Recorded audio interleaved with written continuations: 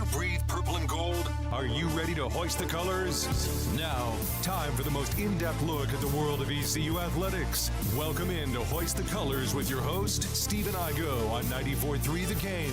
Watch the show live on Facebook and at 943thegame.com. Now, here's your host, Stephen Igo. Welcome in, Hoist the Colors, a special game day edition. Thursday night football heading your way inside Dowdy-Ficklin Stadium. This evening, 8 o'clock, is the kickoff time for Florida Atlantic against East Carolina. It'll be an ESPN2 broadcast, Night of the Boneyard.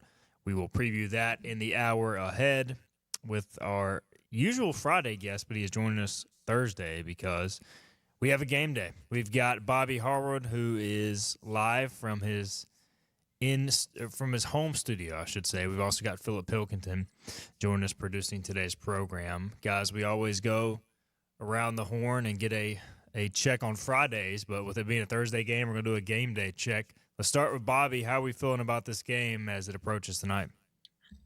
Well, first off, I want to point out that I love that all three of us have our black on for Night at the Boneyard. So we, all three of us, kudos to us for representing well. And I think home studio is a generous description of what my setup is here, but it will make it work. Yeah, I'm excited for tonight. I think any night game that's, on one of the ESPN2 networks is a plus for just eyes on our program.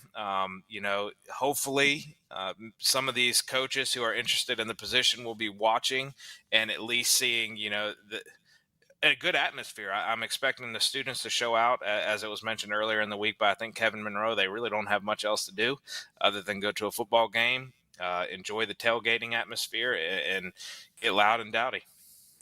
No doubt. And I would say Thursday Night Football not what it used to be as we were talking about pre-show, but still a big opportunity for a school like East Carolina to showcase on a national stage kind of the brand and the painted black midfield state of mind logo. So, Philip, how are you feeling about tonight's game? ECU, FAU, Pirates looking to take one step towards getting closer to bowl eligibility.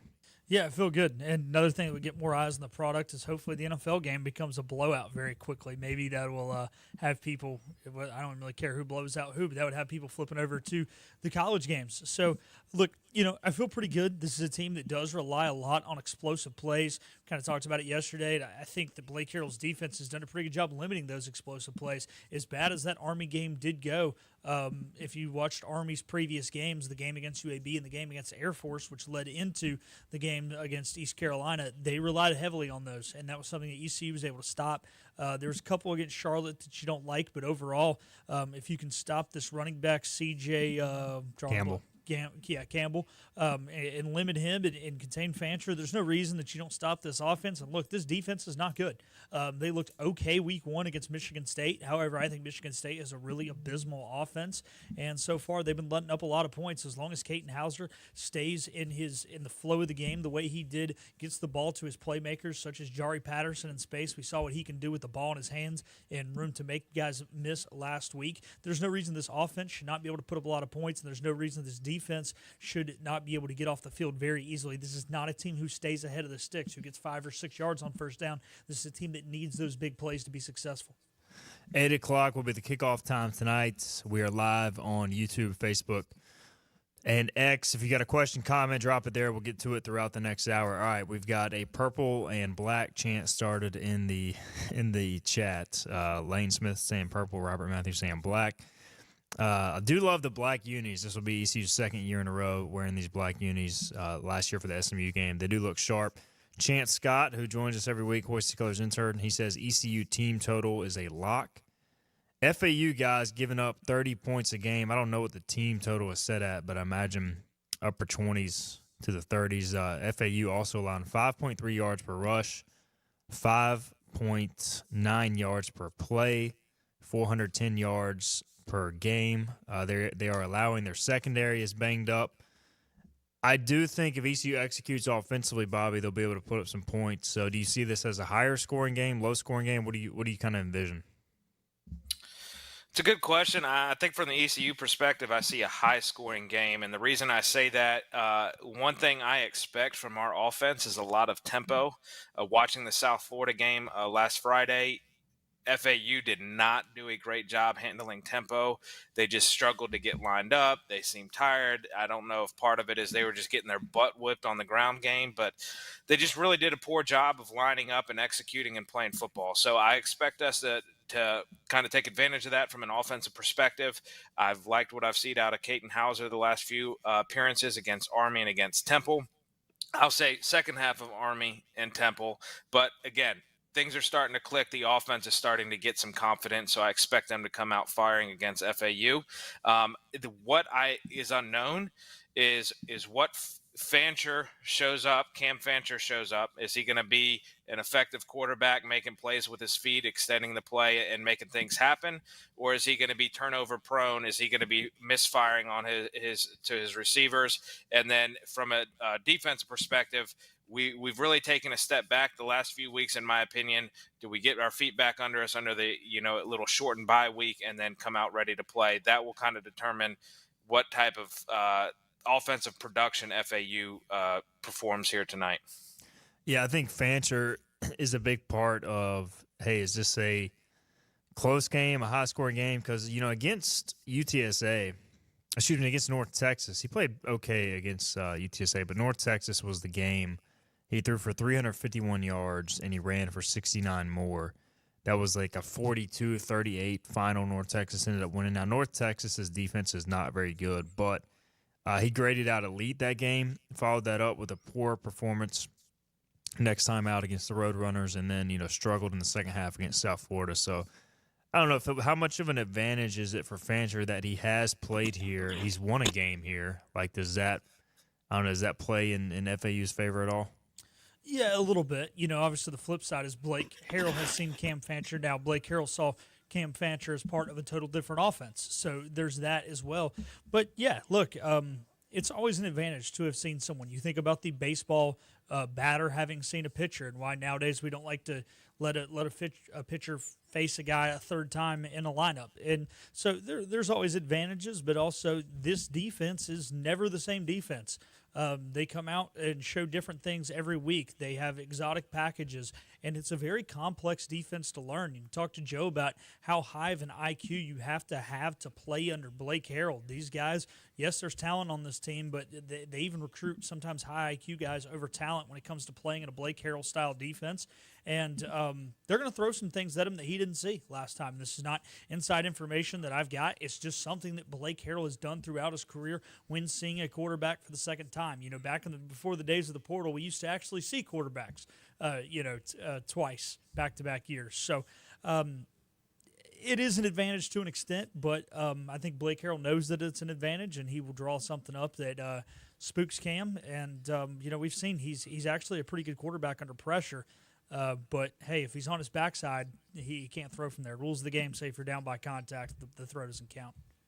Jack Dover says everyone plays good against North Texas. Reed Herring would throw for 300. Well, you got to take a shot at Reed Herring, man. I don't know. That North is Texas a blast defense from is the bad. past. Reed Herring. Gosh. I wonder what he's up to these days. Did he start like 4 games, Holton's freshman year? That first part of the season, then I think he lost his job, and then when he transferred to North Alabama, but then never played there. So I don't know. Cameron says over under 25,000 in seats tonight. I think as far as actual butts and seats, that's about the number it's going to be. I would go slightly under. I just think it's going to be tough, guys. Look, I mean, Bobby and I, we both have young kids. We know how hard it is. Philip, you're from the Charlotte area. Like, imagine people from there traveling to a Thursday night game. You have to have somewhere to stay. You can't really make that trip back. You got to take work off Friday for an 8 o'clock game. So there's just a lot to consider. You got to take half a day off Thursday to get here. Yeah. So, I mean, Thursday games are just tough for a fan base like ECU, which is, this is not a metro area. So your fans are coming from all over. It's just tough for East Carolina. So I think the students are going to have to show out tonight, Bobby. Yeah, if you want to have any shot at going over the 25K mark, you need to have 10K from the students in the Boneyard, which I don't anticipate happening either. I would probably say 22 to 23 is maybe what I expect. Pains me to say it because, I remember my freshman year as a student when We busted out the skull crossbones helmets against Virginia Tech on that Thursday night game in 2009. And that's a game Dakota Marshall got his leg all That was kind of tough. messed up on that punt. Yeah, that was brutal. I mean, I could hear him in the stands screaming from the pain of the hit. But yeah, that place was rocking, and just the atmosphere on campus and the vibe on campus at that time was pretty electric. Everybody was pumped for that game, and maybe, part of it is being removed as a student. I just don't get the same vibes, obviously, against an FAU team compared to an ACC Virginia Tech program coming in. Yeah, and really that was back when Thursday night football was kind of, for college football, a huge deal. And you had ECU, coming off a conference championship. Virginia Tech, you had that rivalry kind of in full bloom. And now, look, I mean, ECU has played FAU. This will be the third time. Do you remember you guys actually played FAU on a Thursday night, Bobby, when you were on the staff? I do, This will be yeah. the It was second early in the Thursday night season. matchup. Yeah. And I believe that was their FAU's first, was it First Conference USA game, I believe. Yeah. Yeah, that was their first Conference USA game. And yeah, I do remember that. Gosh, that would have been what, 2014? 2013, the 10-win season. Okay. Yep. Because 14 was the that's first right. year in That's the right. American. Hey, Bobby, That's at least right. you We remember it. I've seen FAU play once. They were playing at Charlotte. It's like when Charlotte first jumped up to FBS and they were really bad, and Lane Kiffin was the coach at FAU. And I remember having a lot of fun in the parking lot. And then I got to the stadium, and I was supposed to sit in like row 7, seat 9, and I went to row 9, seat 7.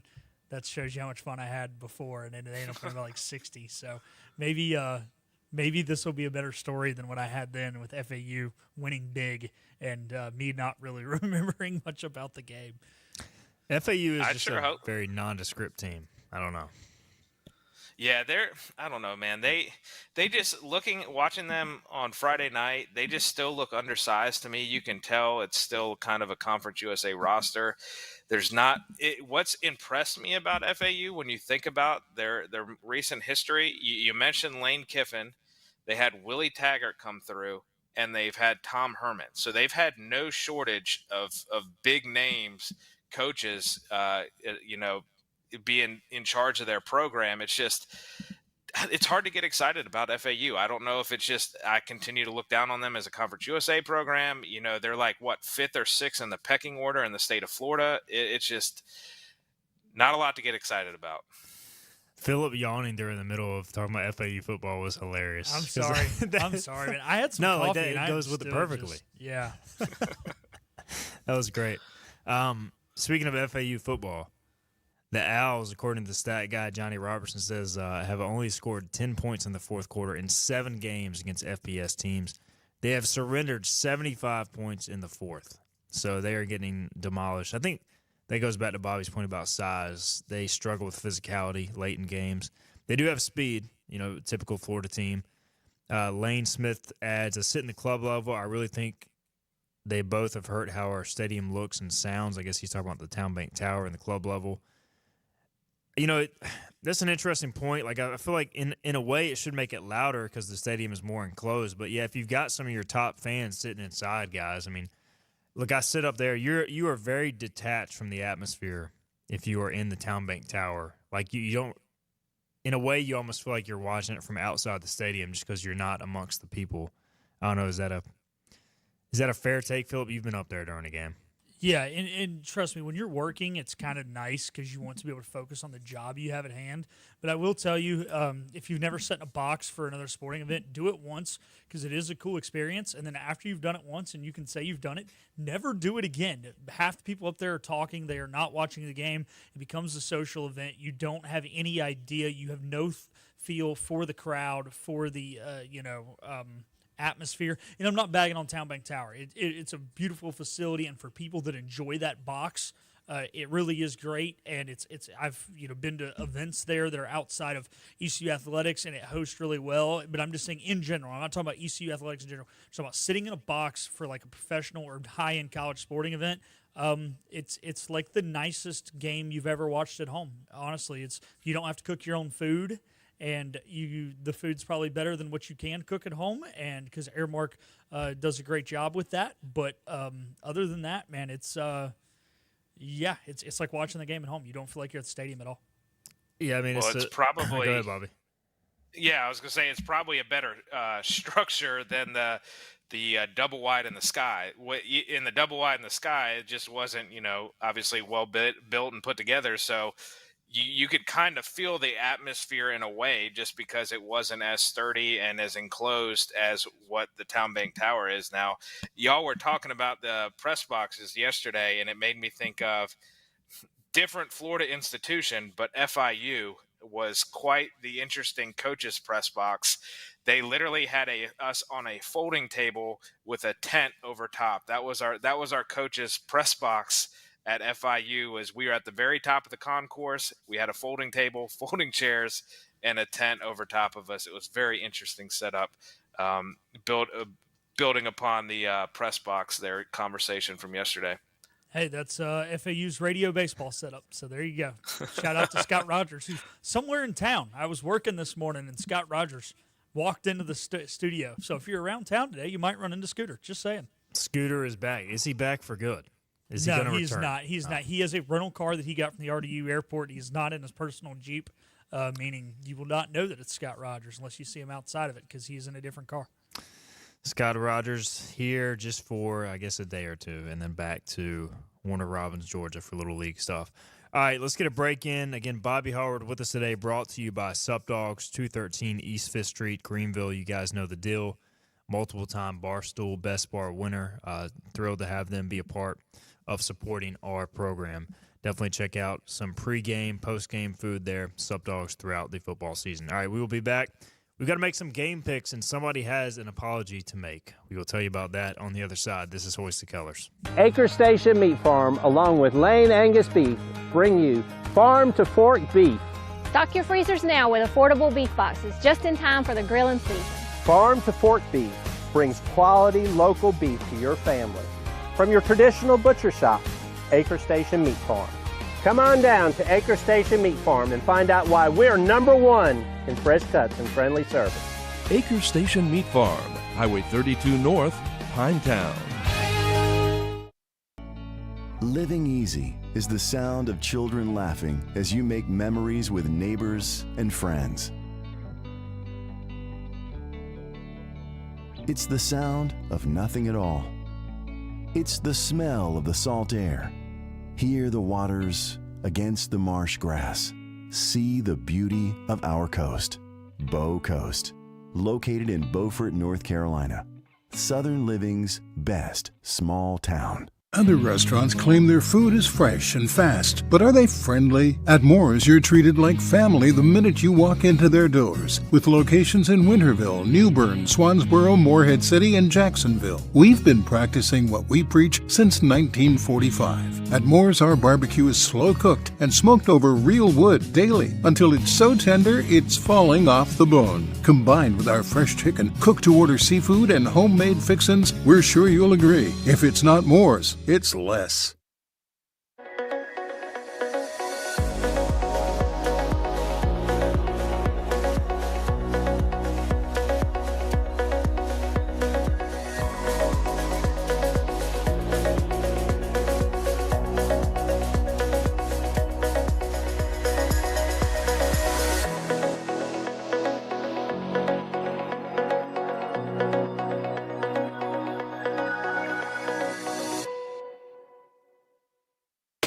Sawyer's Fun Park in Winterville is now open. With over 40,000 square feet of family fun, daily money-saving deals, and a full-service restaurant, Sawyer's Fun Park is guaranteed to have something the whole family will love. Test your ninja skills on our 2-story obstacle course or head over to one of our 5 rock walls and race your friends to the top. And when you've worked up an appetite in our laser tag arena or our one-of-a-kind ropes course, grab a table over at the restaurant and try our world-famous Southern Monster Fries. Reserve your spot today at SawyersFunPark.com and come join in on the fun.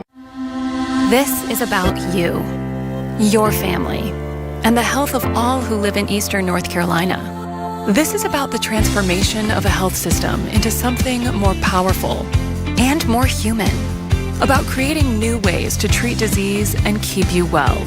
This is about ECU Health, which is to say, it's really all about you. ECU Health. Minds, hearts, purpose. Pirates play here is Hoist the Colors Radio with Stephen Igo. Yes! That was so good! On 94.3, The Game. All right, welcome back in. Hoist the Colors, Thursday Game Day edition, November 7th. ECU FAU tonight inside Dowdy Ficklen Stadium, 8 o'clock. Do you know our pregame coverage schedule, Philip? I know it's a little bit different with the Logan Zone. Yeah. Can you run it through us for people listening? So our Anson Belt and Buckle Pirate Game Day Countdown brought to you by Orthopedics East and Sports Medicine Center with myself and Patrick Johnson will begin at 3 o'clock. There will be a normal 2-hour program from 3 to 5, in which the Logan Zone will take over at 5. That will run 5 to 7. It's normal Thursday time slot. And then Jim, Kevin, Maceo, and David will take over at 7 o'clock for their normal hour and 2 or hour and 5 minutes of pregame, whatever it is, until the kickoff there just after 8 o'clock. There you go. That is a long day of coverage, and then we'll have you through the game, obviously, on 94.3 The Game. Also can hear the game on 107.9. All right. It is time for our game day picks. Bobby Harward is with us, as is Philip. We usually do this on Friday, but with it being a Thursday, we're moving this up. First, let's get a standings update, Philip. All righty. In third place with a record below 500. 2-10 last week, right? 2-10 last week and 52-63 overall. The man that is Hoist the Colors himself, Stephen Iga. Disgusting. We have a new member that is now tied the top of the standings, as after a great week from Bobby Harward last week, well, an average week of 7-5, and myself going 5-7, Bobby and I are both now 60-55 on the season. I am much better than Bobby at college, and he is much better than me at the NFL, and they have actually panned out to where we are tied. 60-55, Bobby. What's your secret to the NFL, man?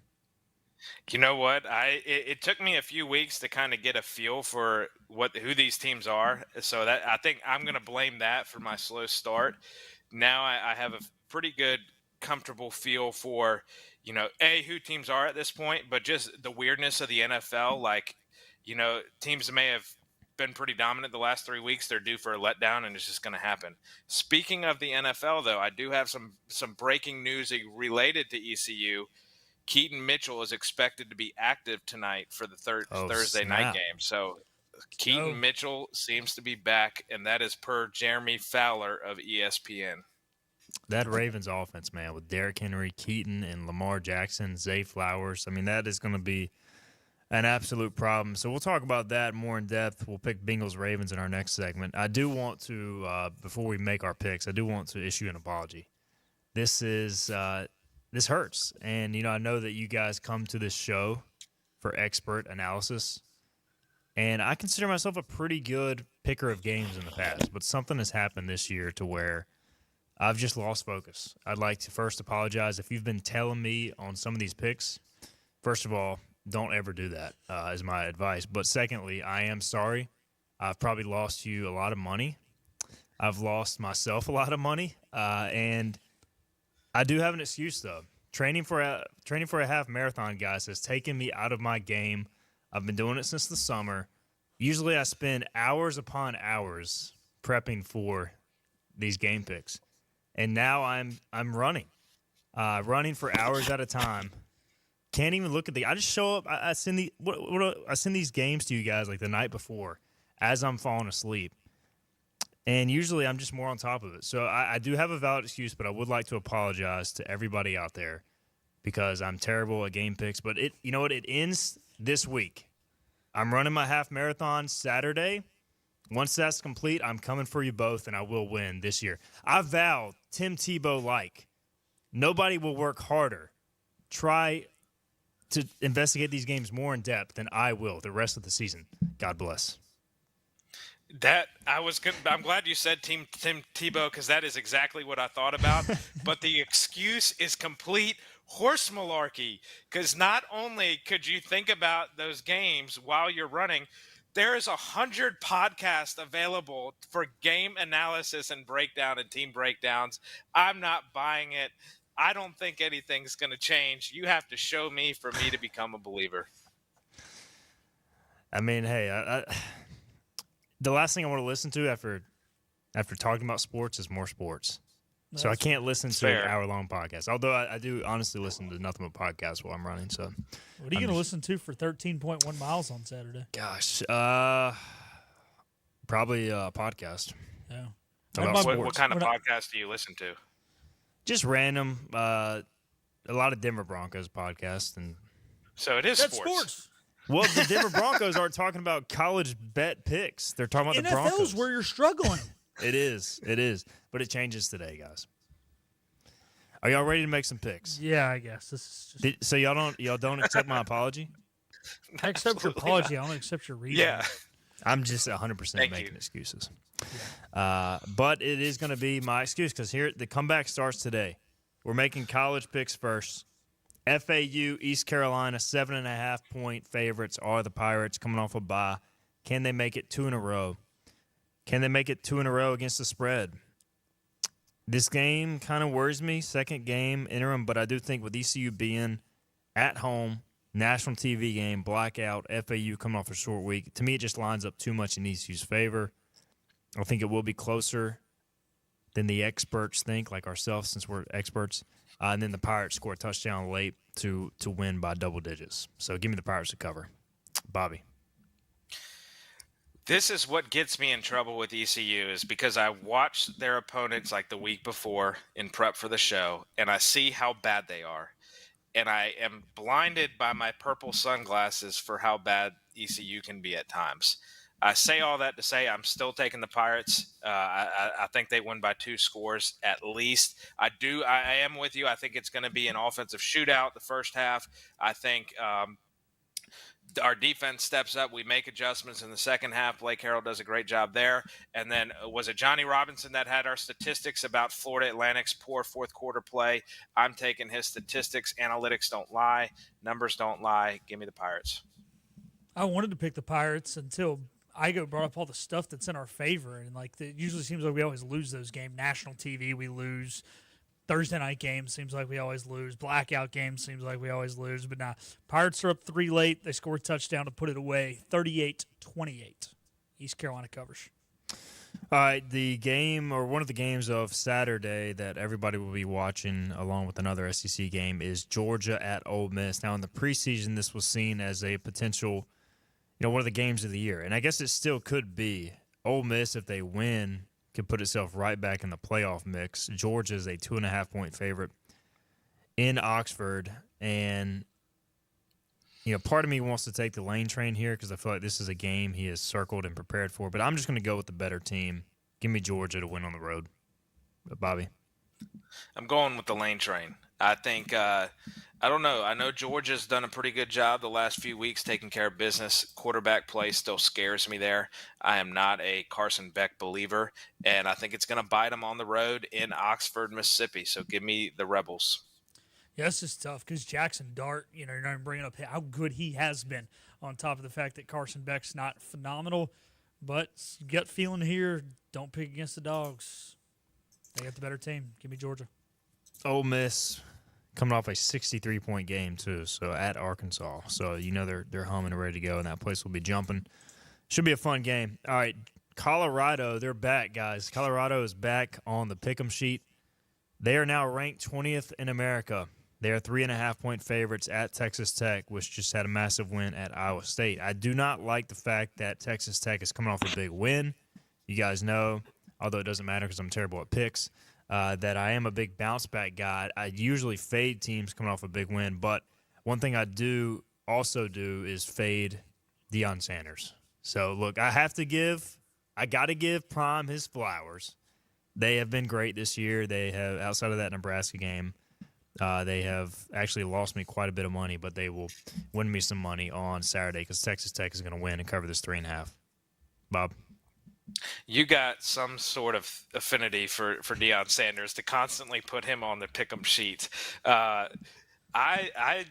I'm with you though. No, excuse me, I'm not with you. I think the Buffs get it done. I think Texas Tech has a letdown. And looking at Texas Tech's schedule, like before the Iowa State game, they had lost to Baylor, they had lost to TCU, who are not great.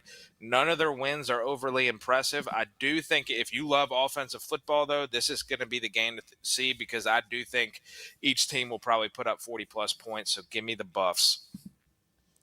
You know, I was kind of wanting to pick against Colorado on the road. It seems like they're getting too much hype. But I'm afraid. I'm afraid that if I pick against Colorado, the local law enforcement will be waiting to arrest me about 10:30 Mountain Time tomorrow when I land in Denver, and I don't want that to happen. I will be probably around some family watching this game on Saturday, so I have got to go with the Buffs. Normally I go with my head, not my heart, but to your point, Texas Tech, I think they got lucky last week. Colorado's going to be confused when they're throwing tortillas at the beginning of the field. Still do not understand that one, why Texas Tech does that. It's so weird, but give me the Buffs in Lubbock. The Buffs win this game. They have Utah at home, at Kansas, Oklahoma State at home. They could easily run the table. And make the college football playoff. Which ESPN wants to happen. So don't be surprised. You see some shenanigans in Lubbock to get Prime in the playoffs. Did you say Lubbock? It's Lubbock. Lubbock. Yeah. Okay, there you go. I have a southern twang. Got you. South Carolina, -4 at Vanderbilt. Give me Vandy. I'm not even going to think about this one. South Carolina coming off a huge win. Vandy at home. This is a letdown game, and Vanderbilt is good. Bobby. I'm with you. Those reasons that you said, the letdown game. The other one, Diego Pavia is an X factor at quarterback. He makes things happen. He allows them to be in every single game. Give me the Vanderbilt Commodores. As much as I love Shane Beamer, Commodores get it done. Yeah, I keep picking against South Carolina, and I keep losing money. So the definition of insanity is keep doing the same thing, expect a different result. I'm going to do the opposite thing and take the Gamecocks because I'm tired of losing money. It's a fair point, and you're fading me, which is apparently a good thing to do. Alabama at LSU. This is a night game in Death Valley. One of the few things I've gotten right this year is picking LSU in night games. LSU also coming off a bye. I just think they find a way to win this game and hand Alabama a loss. So give me the Tigers. Did I say the line? Alabama 2.5. Yeah, Bobby. Which the lines shocked me too. That seemed odd. I mean, it's even since you sent us the line, it's risen to -3 right now, at least according to ESPN. But that shocks me. I mean, LSU is at home. Alabama hasn't looked great this year. I have learned my lesson betting against the Tigers. Give me the Bayou Bengals at home. Yeah, you know how these things go. We're always thinking Bama's finally going to lose. This will be the week. It never happens. Come on, baby. Roll Tide. LSU, since 2005, home night games, they are 71-11. Actually, to be fair, they probably played like Louisiana Monroe and Mississippi State in half those games. This article I'm reading is from 7 years ago. So. All their games are at night. Like they never play home day games. I mean, yeah, 95% of the day games that have been played in that stadium have been when the Saints were playing there after Hurricane Katrina and had 1 o'clock games. I'm trying to find an accurate record, and it's not happening. So we just know they're very good at night, I guess, is what it comes down to. So we'll roll with the Tigers. All right, final, except for Phillip. This is a tricky one, guys. Look, Utah is not good, but you've got the rivalry aspect here. BYU unbeaten going on the road to Utah. The Cougars are 3.5-point favorites. I think this is like a 10 o'clock Eastern kickoff, so I'm excited about that. Some late-night football. I'm just going to pick BYU here. I think Utah just isn't good enough. I mean, I could easily see them win this game, but I'm going to pick BYU to win by a touchdown. Bobby. Yeah, I'm not going to overthink this. The Cougars are the better team. It's a rivalry game, which does give me a little bit of hesitation, but BYU gets it done. They're too talented. Utah can't score. I think it's a close game, but BYU's won close games, and I still think BYU wins more than by a touchdown at least. So give me the Cougars. Yeah, I said at the beginning of the year that Utah was going to win the conference, was going to get a bye, and they're 4-4. They let me down. I'm disappointed in the Utes, and I'm not going to pick them. 10:15 kickoff, so looking forward to that for our East Coast family. Utah, by the way, BYU at Colorado, Iowa State at UCF. I mean, they might finish 4-8. So we'll see what happens there. Coming off a loss to Houston as well. We got to get a break in. We'll come back. We'll make NFL picks. We'll also talk about what the return of Keaton Mitchell means for the Ravens as we pick that on the other side. This is Hoist the Colors. Hi, I'm D.R. Alligood. And I'm his daughter, Jessica. For 11 years, we have built quality driveways and parking lots for both your residential and commercial needs. We also offer free on-site quotes to have your custom driveways built the way you want. 252-946-1227. Looking for a great deal on a new Nissan? At Greenville Nissan, we've got a great selection of new Nissans for under $30,000. The stylish Nissan Sentra, offering top-notch fuel economy. The Nissan Altima, known for its comfort and technology. The Nissan Kicks, the perfect combination with its compact design and performance. The Nissan Versa, delivering incredible value without compromising on features. And don't forget the Nissan Rogue, an award winner for 10 years in a row. Drive it home just for $22 down and $349 a month. Visit GreenvilleNissan.com today. Greenville Nissan, where we drive to serve. Big tax credits are back. Get a 30% tax credit, up to $2,000 off your new Mitsubishi electric heat pump install. Let Comfort Master help you take advantage of the tax credits with a qualifying Mitsubishi electric ducted heat pump or non-ducted Mitsubishi electric mini splits. Mitsubishi electric mini splits are ideal for bonus rooms, garages, or sunrooms. If you need a new HVAC unit, call Comfort Master today. Call Comfort Master. Call Comfort Master. The best burgers around.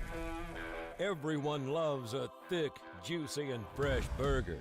Tiebreakers does real burgers better than anybody. And don't forget about the cheese sticks, fresh salads, and more. So don't just go to any burger-themed restaurant chain. It's time to break the chain and eat local.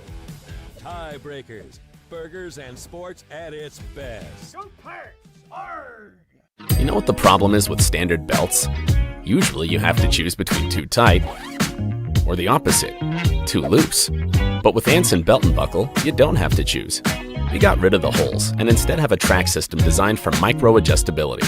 That way you can enjoy a perfect fit every time. Anson Belt and Buckle. Find your perfect fit today.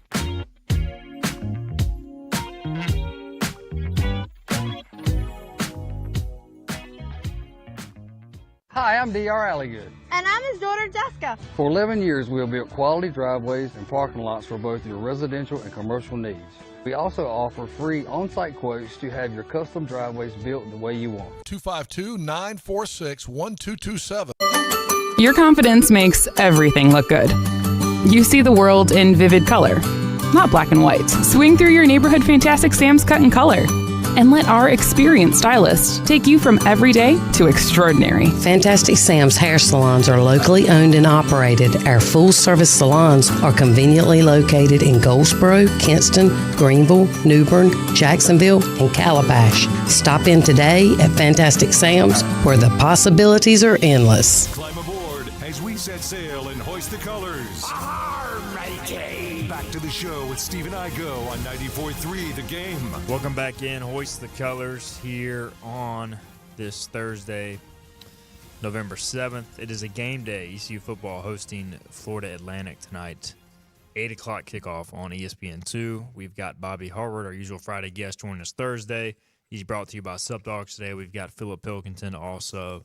We've got apologies sent from yours truly earlier in the show. Check it out.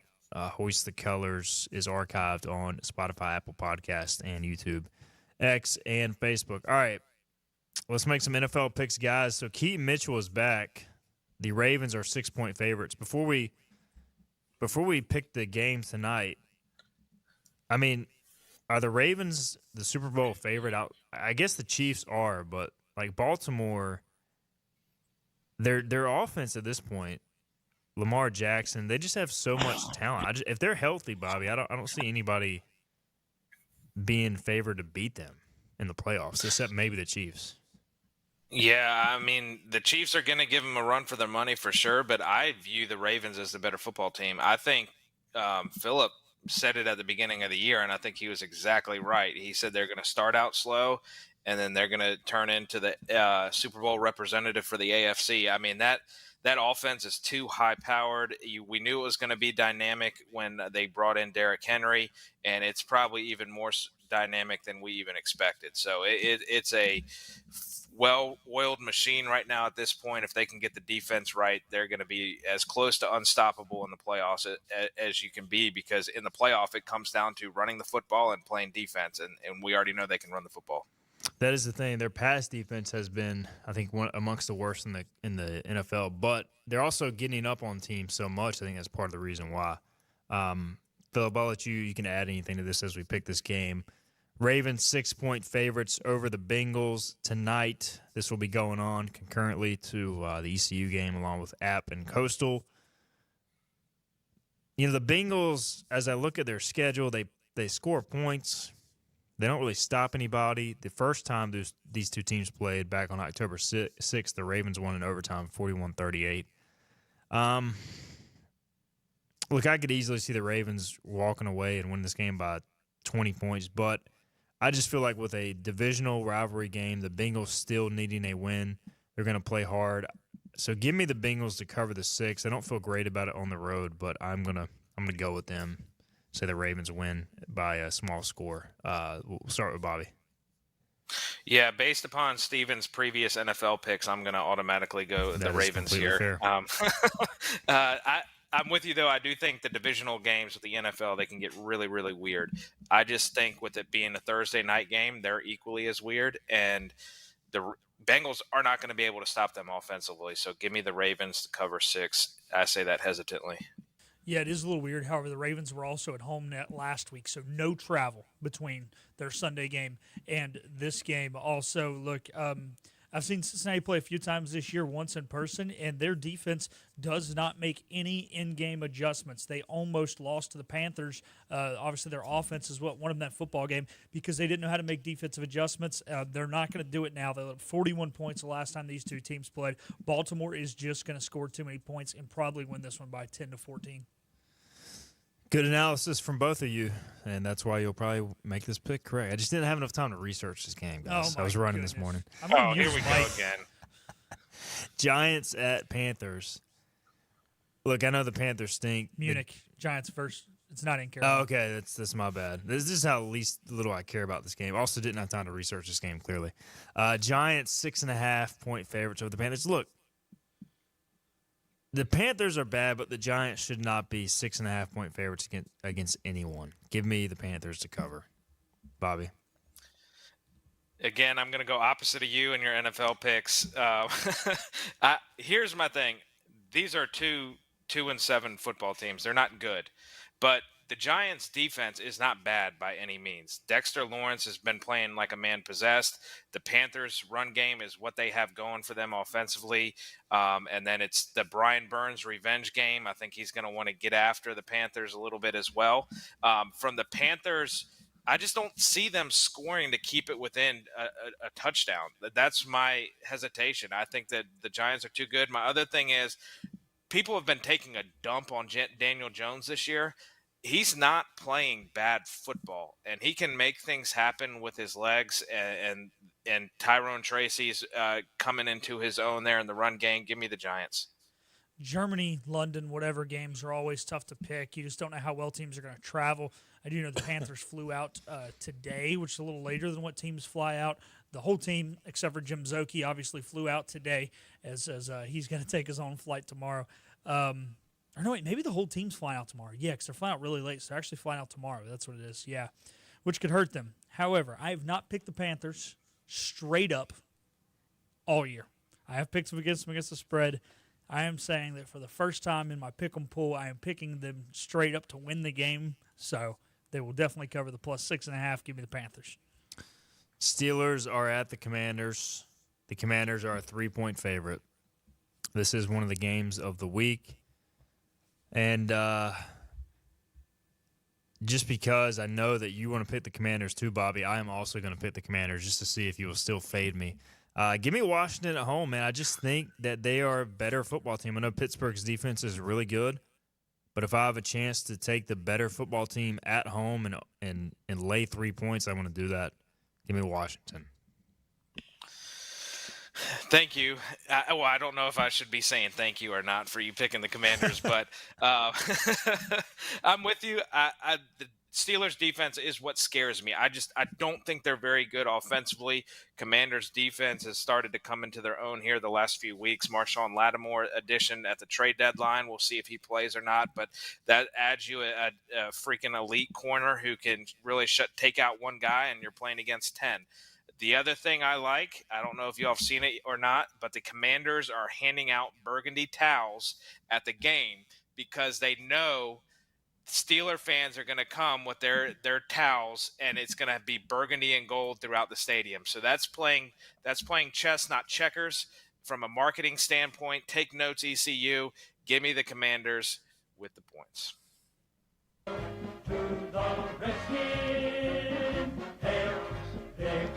Victory. That's what I got for you. Give me Washington. Wow, let's go. 3 for 3 picking Washington. That is a scary thought for any Washington fan listening, including Bobby. All right, the Broncos are at the Chiefs. Chiefs are a 7.5-point favorite. 93% of the bets are going in the Chiefs' favor. I'm going to read to you guys the scores of the last 7 Broncos-Chiefs game, and this will lead to why I'm picking the Broncos to cover. Broncos won 24-9 in Denver last year. They lost 19-8 in Kansas City in 22. We had 34-28 and 27-24. Those were terrible Bronco teams. Remember that. In 21, the Chiefs won 28-24 and 22-9.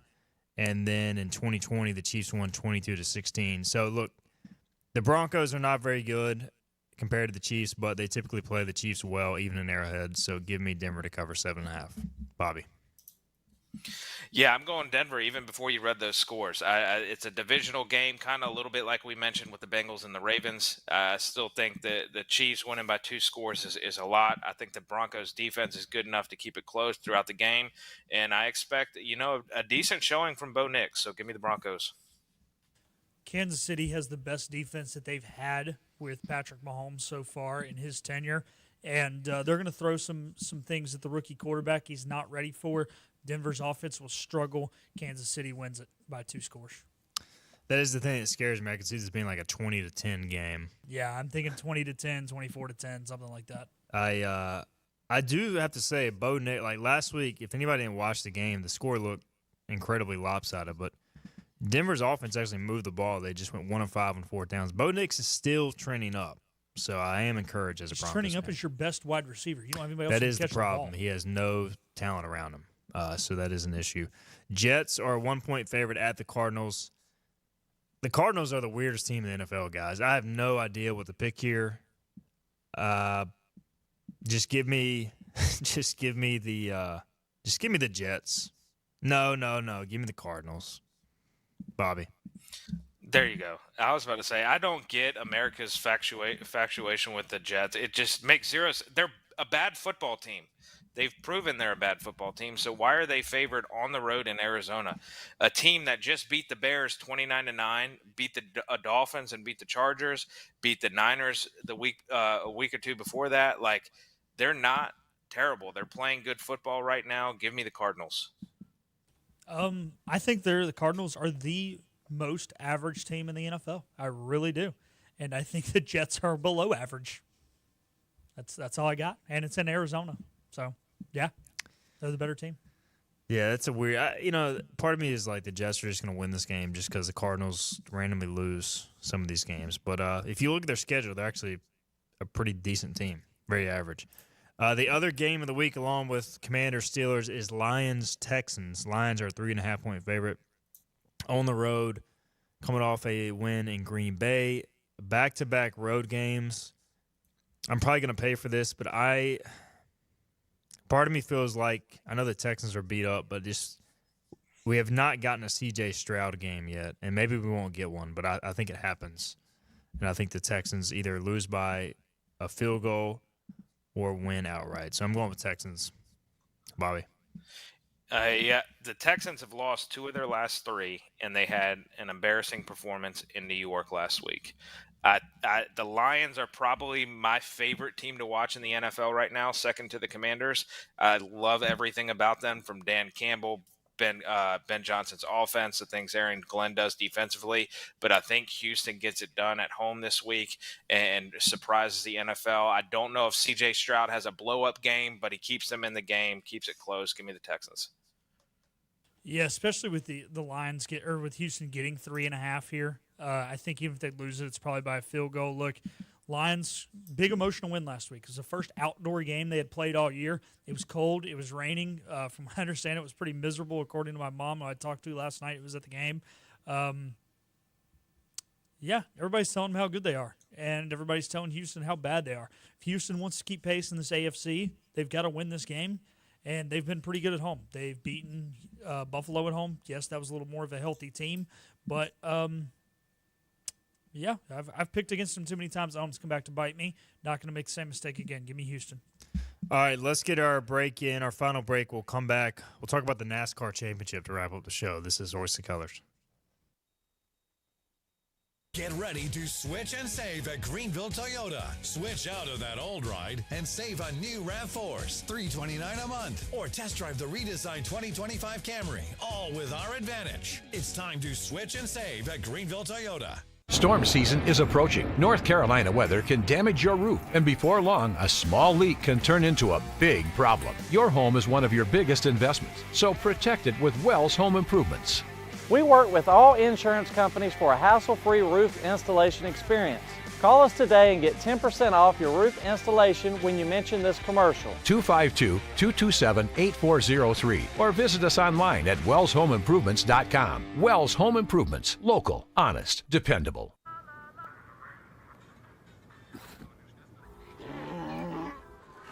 Hey, on the mountain we've got a saying. Get off your...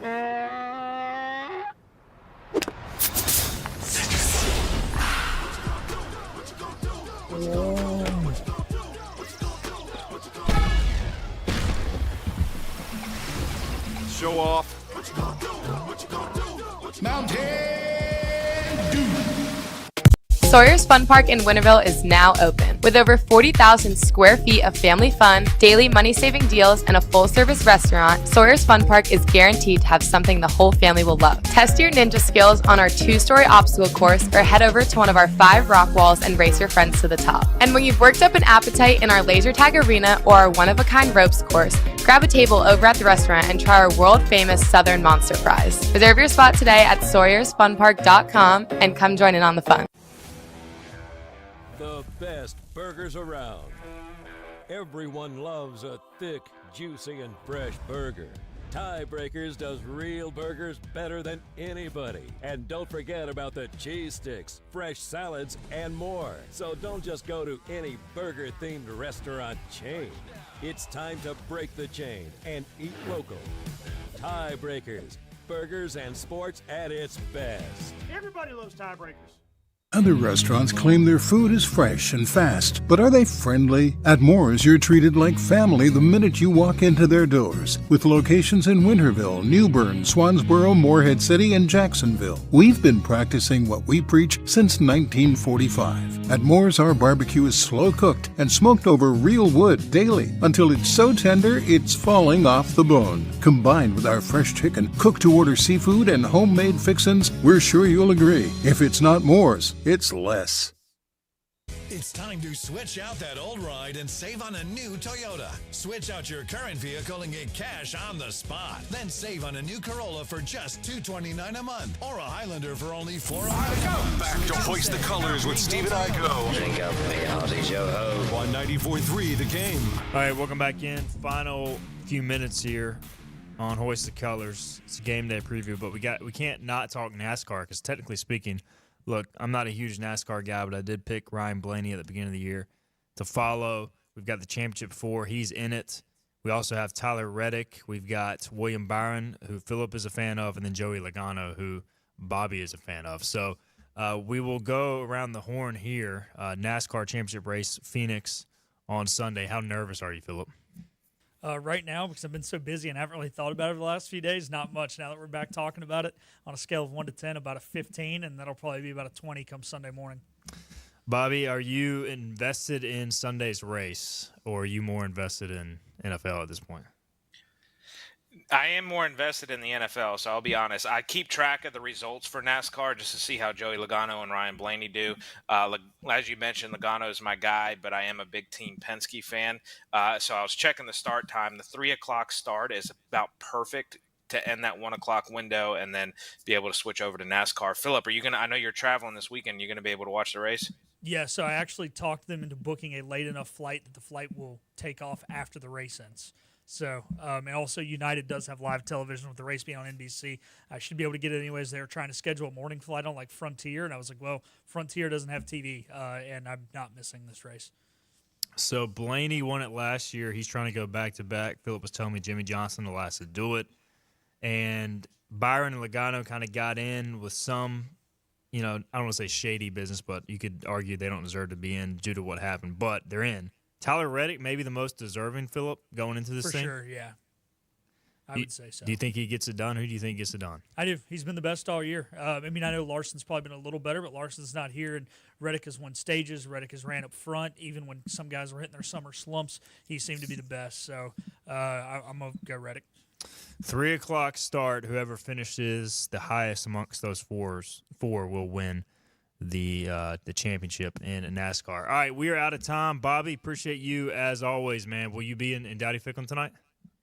Yes, I will be in Dowdy-Ficklin. I also want to mention women's soccer is in the semifinals of the American Conference tournament. That starts at 4 o'clock. So those who are tailgating out in the lot, since you don't have football to put on your TV, put on the women's soccer game and support the girls as they try to get a spot in the conference championship game. Hell of a win against Charlotte the other day, too, in overtime.